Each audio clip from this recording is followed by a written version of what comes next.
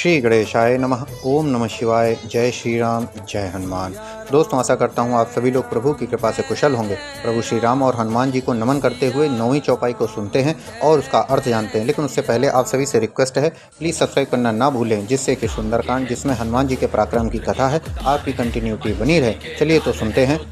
जो जन भरी ते ही बदनु पसारा, कपितनु कीन्ह दुगुन विस्तारा। 16 जो जन मुक्ते ही ठयऊँ, तुरत पवन सुत 32 भयऊँ।